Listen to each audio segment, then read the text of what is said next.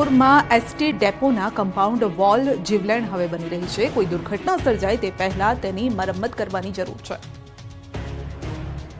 છોટાઉદેપુરમાં આવેલ ST ડેપોની compound wall લોકો માટે જોખમી સાબિત થઈ છે। અહીંના એસટી બસ સ્ટેન્ડ પર હજારોની સંખ્યામાં મુસાફરો આવતા હોય છે, પરંતુ અહીં આવતા મુસાફરોને એસટી ડેપોમાં બેસવા માટે બાકડા ફૂલ થઈ જતા મુસાફરો એસટી ડેપોની બનાવેલ કમ્પાઉન્ડ વોલને અડીને બેસતા હોય છે, પરંતુ આ દિવાલ અત્યંત જર્જરિત હાલતમાં છે। આ દિવાલ ગમે ત્યારે ધરાશાયી થાય તેવી સ્થિતિમાં છે। જો કે 4 વર્ષ પહેલા જ છોટાઉદેપુર એસટી ડેપોનું નવીનીકરણ કરવામાં આવ્યું હતું, જેમાં આ દિવાલનું પણ કામ કરવામાં આવ્યું, પરંતુ તેમાં ચોક્કસ તકલાદી કામ થયું હોય તેમ લાગી રહ્યું છે।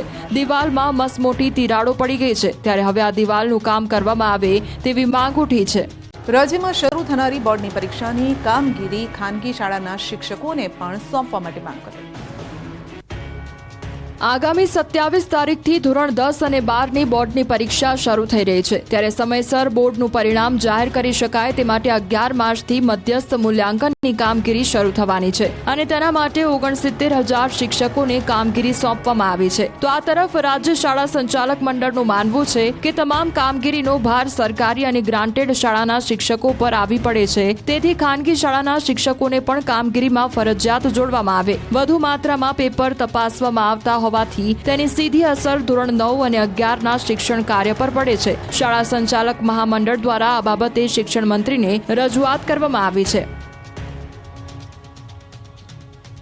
સાળંગપુરમાં કષ્ટભંજન દાદાને 500 કિલો કેસુડાના કેસરી ફૂલોનો કેસરીયો શણગાર તથા ધાણી ખજૂર દાળિયાનો ભવ્ય અન્નકૂટ ધરાવાયો।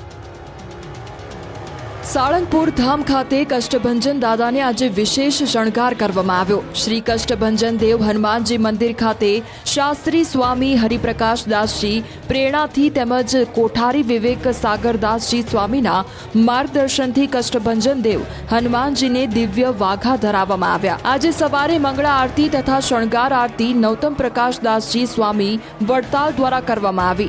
શ્રી કષ્ટભંજન દેવ હનુમાનજી દાદાના સિંહાસનને આજે શ્રી કેસરી નંદન હનુમાનજી દાદાને 500 કિલો કેસુડાના કેસરી ફૂલોનો કેસરીયો શણગાર ધરાવવામાં આવ્યો હતો। સાથે સાથે શ્રી કષ્ટભંજન દેવ હનુમાનજી મહારાજને ધાણી ખજૂર દાળિયાનો ભવ્ય અન્નકૂટ ધરાવવામાં આવ્યો। મંદિરના પટાંગણમાં મારુતિ યજ્ઞનું આયોજન કરવામાં આવ્યું, જેમાં હજારો ભક્તોએ દર્શનનો લાભ લઈ ધન્યતાનો અનુભવ કર્યો। શનિવાર હોવાથી સાળંગપુર ખાતે મોટી સંખ્યામાં ભક્તો ઉમટ્યા હતા, ત્યારે ભક્તોએ પણ દાદાના દર્શન કરી શાંતિની અનુભૂતિ કરી હતી। જૂનાગઢના શિવરાત્રીના મેળાનો વિધિવત પ્રારંભ થયો। કલેક્ટર અને સાધુ સંતોએ ધ્વજારોહણ કરી મેળાને ખુલ્લો મૂક્યો। ભજન ભોજન અને ભક્તિનો ત્રિવેણી સંગમ એટલે જૂનાગઢનો શિવરાત્રીનો મેળો। આજથી જૂનાગઢમાં શિવરાત્રીના મેળાનો વિધિવત પ્રારંભ થઈ રહ્યો છે। ભવનાથ મંદિર સહિત અન્ય અખાડાઓમાં જિલ્લા કલેક્ટર, કમિશનર અને સાધુ સંતોના હસ્તે ધ્વજારોહણ કરવામાં આવ્યું। 26 ફેબ્રુઆરીના રોજ શિવરાત્રીના દિવસે મધ્યરાત્રિએ ભવનાથમાં આવેલ મૃગીકુંડમાં સાધુ સંતોના શાહી સ્નાન બાદ મેળો પૂર્ણ થશે। જૂનાગઢના શિવરાત્રીના મેળાને મિની કુંભનો દરજ્જો આપવામાં આવ્યો છે। અહીં દૂર દૂરથી સાધુ સંતોએ પોતાના આસન લગાવી ધૂણા તૈયાર કરી દીધા છે। સાધુ સંતોમાં શિવરાત્રી એટલે જીવ સાથે શિવનું મિલન અને ભગવાન શિવને પ્રસન્ન કરવા માટે શિવરાત્રીની પૂજાનું વિશેષ મહત્વ હોય છે। 5 દિવસ સુધી અહીં સાધુ સંતો સાથે લાખોની સંખ્યામાં શિવભક્તો ઉમટશે। વહીવટીતંત્ર દ્વારા પ્લાસ્ટિક મુક્ત મેળો બને તે માટે ચેકપોસ્ટ ઊભી કરવામાં આવી છે, સાથે પાણી તેમજ આરોગ્યની ખાસ કાળજી પણ રાખવામાં આવી છે। તો આજથી પોલીસ વિભાગ દ્વારા ચુસ્ત બંદોબસ્ત ગોઠવી દેવાયો છે। સાથે અહીં 5 દિવસ સુધી અન્ન ક્ષેત્રો ધમધમી ઉઠશે અને અહીં આવતા ભાવિકોને મનગમતા ભોજન પણ મળશે। અરવલ્લીના મોડાસા એપીએમસીમાં ઘઉંની આવક શરૂ થઈ છે। પ્રતિ મણ 500 થી 600 રૂપિયા ભાવ મળતા ખેડૂતો ખુશ। અરવલ્લી જિલ્લાના મોડાસા માર્કેટયાર્ડમાં નવા ઘઉંની આવક શરૂ થઈ ગઈ છે। મોટી સંખ્યામાં ખેડૂતો ઘઉંનો પાક લઈ મોડાસા એપીએમસી ખાતે પહોંચી રહ્યા છે। અરવલ્લી જિલ્લામાં આ વખતે સારા પ્રમાણમાં ઘઉંનું વાવેતર કરવામાં આવ્યું હતું। ખેડૂતોની મહેનતના કારણે ઘઉંના ઉત્પાદન પણ સારા પ્રમાણમાં થયું છે, ત્યારે હવે પાક તૈયાર થઈ જતા ખેડૂતો તેને લઈ માર્કેટયાર્ડ સુધી પહોંચી રહ્યા છે। મોડાસા માર્કેટયાર્ડ જિલ્લાનું સૌથી મોટું યાર્ડ છે, જ્યાં દરરોજ મોટી સંખ્યામાં ખેડૂતો ઘઉંનો પાક વેચાણ માટે લઈને પહોંચી રહ્યા છે। ખેડૂતોને આ વર્ષે ઘઉંના પ્રતિમણ 500 થી 600 રૂપિયા ભાવ મળતા આનંદની લાગણી છવાઈ છે। સારા ભાવ મળતા એપીએમસીમાં પણ ઘઉંની સારી આવક થઈ રહી છે. સાથે એપીએમસી દ્વારા પણ ખેડૂતોને વધુ સારા ભાવ મળી રહે તે માટે તમામ પ્રયત્નો કરવામાં આવી રહ્યા છે. દાહોદના જાલદ ગામે મહાકુંભથી પરત ફરી રહેલ યાત્રીઓ અટવાયા. ખાનગી બસ માલિકની બેદરકારીના કારણે મુસાફરો અટવાયા. બસમાં ડીઝલ પુરાવી માલિક દ્વારા ડીઝલના રૂપિયા ન અપાતા મુસાફરો અટવાયા. ગુરુકૃપા નામની ટ્રાવેલ્સ દ્વારા મહાકુંભમાં દર્શન કરવા માટે આયોજન કરાયું હતું. 6 થી 7 કલાક સુધી મુસાફરોને ભારે હાલાકીનો સામનો કરવો પડ્યો. ગુરુકૃપા ટ્રાવેલ્સના માલિકે મૌન ધારણ કર્યું.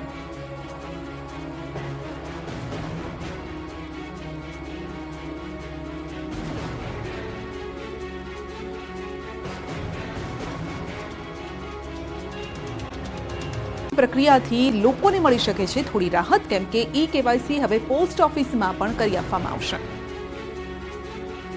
છેલ્લા ઘણા સમયથી ઈ-કેવાયસીને લઈ લોકો પરેશાન થઈ રહ્યા છે. રાજ્યના ખૂણે ખૂણામાંથી કેવાયસી કરવા માટે અરજદારોની કતારોના દ્રશ્યો સામે આવી રહ્યા છે. પરંતુ હવે કેવાયસી માટે લાંબી કતારમાં ઊભા નહીં રહેવું પડે, કેમ કે ઈ-કેવાયસી હવે પોસ્ટ ઓફિસમાં પણ કરી આપવામાં આવશે, અને એ પણ કોઈ જાતના ચાર્જ વગર. અરજદારનું આધાર કાર્ડ અને રેશન કાર્ડ અને આધાર કાર્ડથી લિંક મોબાઈલ લઈને અરજદારે રૂબરૂ જવાનું રહે છે, અને સરળતાથી અરજદારનું રેશન કાર્ડ ઈ-કેવાયસી થઈ જાય એ માટેની સુવિધા કરવામાં આવી છે. અરજદારે પોતાનું આધાર કાર્ડ, રેશન કાર્ડ અને મોબાઈલ નંબર સાથે રૂબરૂ પોસ્ટ ઓફિસમાં જવાનું રહેશે, જ્યાં તેમને ઈ-કેવાયસી કરી આપવામાં આવશે.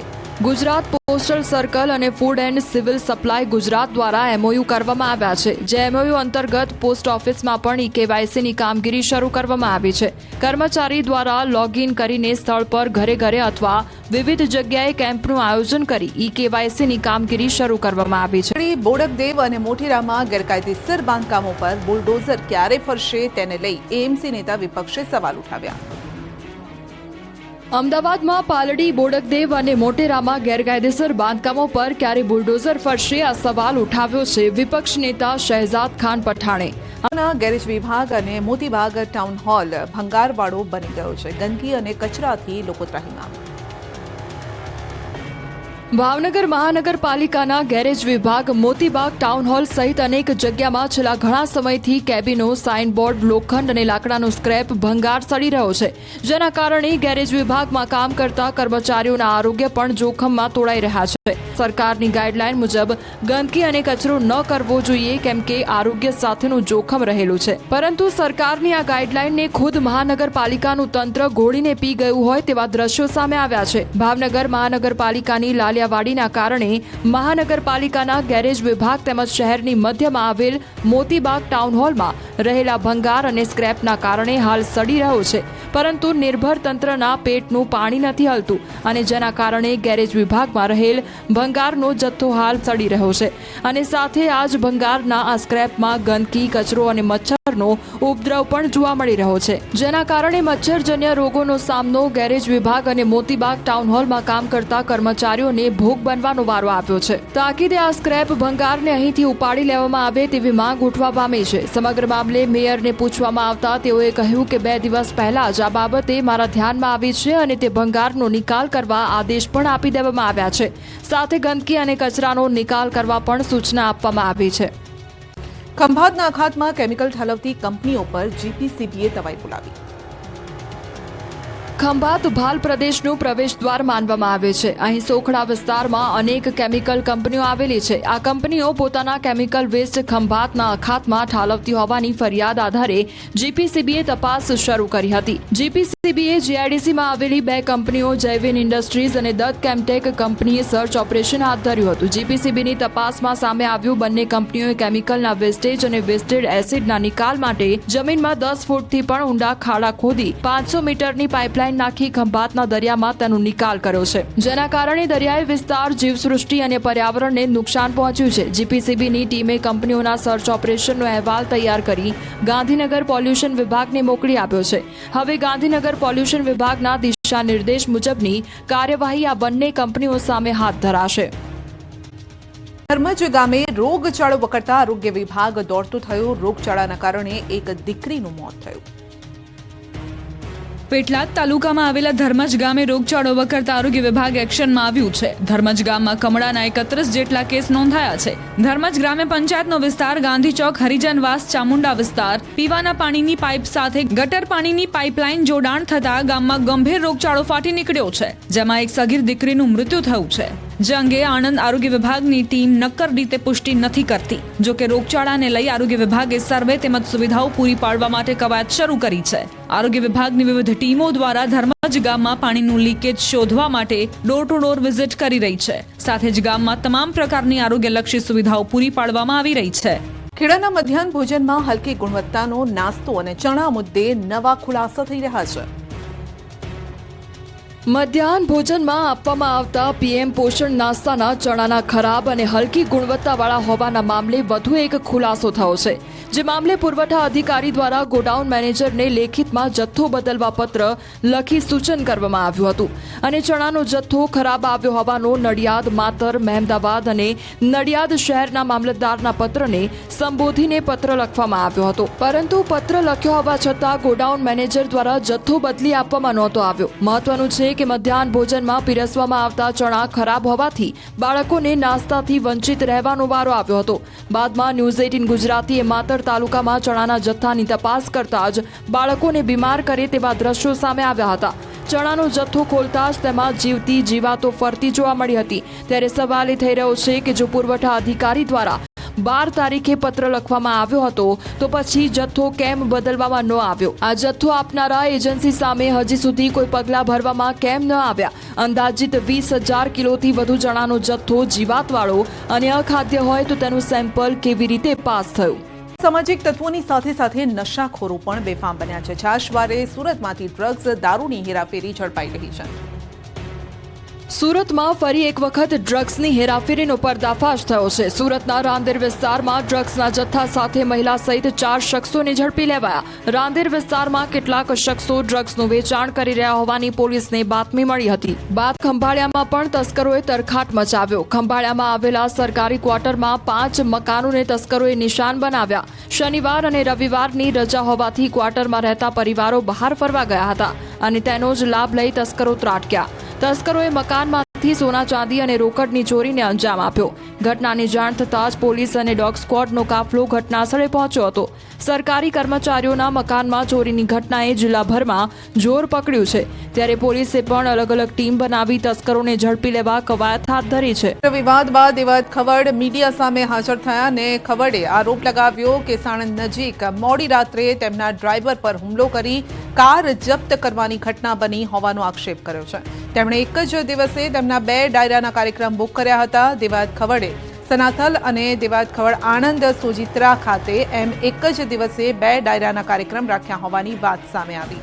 એક ડાયરામાં દેવાયત ખવડ ન પહોંચતા તેમના ડ્રાઈવર પાસેથી કારની ચાવી લઈ લીધી હતી અને તેના પર હુમલો કરી કાર જપ્ત કરી લીધી હોવાનું ખવડે જણાવ્યું. આ સાથે જણાવ્યું કે 2 ડાયરા હતા. સનાથલ ડાયરામાં પબ્લિક ન હતી, તેથી તે અન્ય ડાયરામાં જતા રહ્યા. આ ઘટના અંગે બાદમાં ચાંગોદર પોલીસમાં અરજી કરવામાં આવી, પરંતુ ફરિયાદ ઘણા સમય બાદ પણ ન લીધી હોવાનો ખવડે આક્ષેપ મૂક્યો. કલાકાર દેવાયત ખવડની કાર પર હુમલો કરવામાં આવ્યો. જાણીતા લોકગાયક કલાકાર દેવાયત ખવડ ફરી એક વખત ચર્ચામાં આવ્યા છે. ગઈકાલે મોડી રાત્રે દેવાયત ખવડનો ડ્રાઈવર કાર લઈને અમદાવાદ તરફ આવી રહ્યો હતો. તે દરમિયાન કેટલાક શખ્સોએ આવી હુમલો કર્યો હતો. જો કે કારમાં માત્ર ડ્રાઈવર જ હાજર હતો. દેવાયત ખવડ હાજર ન હોવાથી તેમને કોઈ નુકસાની પહોંચી નથી. સમગ્ર ઘટનાને લઈ અલગ અલગ અનુમાન લગાવવામાં આવી રહ્યા છે. ચર્ચા તો એવી ચાલી રહી છે કે સનાથલમાં ડાયરાનું આયોજન કરવામાં આવ્યું હતું. જે ડાયરામાં દેવાયત ખવડ હાજર ન રહેતા તેની અદાવતમાં હુમલો કરવામાં આવ્યો છે. કાર પર હુમલાની ઘટના બાદ ખુદ દેવાયત ખવડ સામે આવ્યા હતા અને તેઓએ ખુલાસો કર્યો હતો કે તેઓ બંને જગ્યાએ કાર્યક્રમમાં હાજર રહ્યા હતા. સનાથલના કાર્યક્રમમાં તેઓએ હાજરી આપી હતી. તેઓએ કહ્યું કે આયોજકના ઘરના સીસીટીવી ફૂટેજ ચેક કરો. 2 મહિના પહેલા પણ સંબંધમાં ડાયરો કર્યો હતો. સનાથલમાં આયોજકની રજા લીધા બાદ સંતોએ પીપળાવ પ્રોગ્રામમાં હાજરી પણ આપવા ગયા હતા. ત્યારે દેવાયત ખવડની કાર પર હુમલો કોણે અને શા માટે કર્યો તે પણ એક સવાલ છે. જો કે હજી સુધી હુમલા મામલે કોઈ પણ પ્રકારની પોલીસ ફરિયાદ નોંધવામાં આવી નથી. રાજકોટમાં સમૂહ લગ્નમાં વરઘોડિયા તો આવ્યા, પરંતુ આયોજકો ફરાર થઈ ગયા અને આખરે પોલીસે 9 દંપતીઓના લગ્ન કરાવ્યા.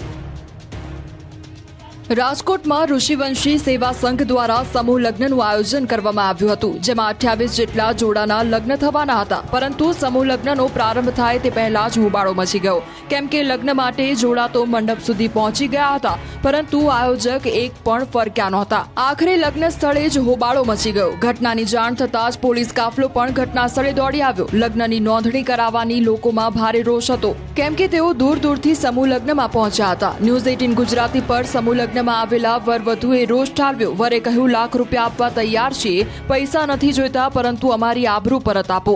તો કન્યાએ કહ્યું, લોન લઈને 30,000 લાવ્યા. આયોજકો પૈસા લઈને ફરાર થઈ ગયા. અમારા સંબંધીઓ આવ્યા અને લગ્ન ન થતા અમારી આબરૂનું શું? આખરે રાજકોટ પોલીસે વરવધુની વારે આવી અને પોલીસે 3 નવ દંપતીના લગ્ન કરાવ્યા. અન્ય દંપતી લગ્ન સ્થળ છોડીને નીકળી ગયા હતા. સમગ્ર મામલે ડીસીઓ ઝોન 1ના સજ્જનસિંહ પરમારે કહ્યું કે આયોજકો સામે ગુનો દાખલ કરવામાં આવશે. સમગ્ર વિવાદ સામે આવતા જ આયોજક હોસ્પિટલ પહોંચી ગયા અને પોતે બીમાર હોવાના સ્ટેટસ મૂકવા લાગ્યા. જો કે આયોજક ચંદ્રેશ છાત્રોલાના ઘરે પણ તાળા મારેલા જોવા મળ્યા. હવે સમગ્ર મામલે પોલીસ ફરિયાદ નોંધી વધુ કાર્યવાહી હાથ ધરાશે.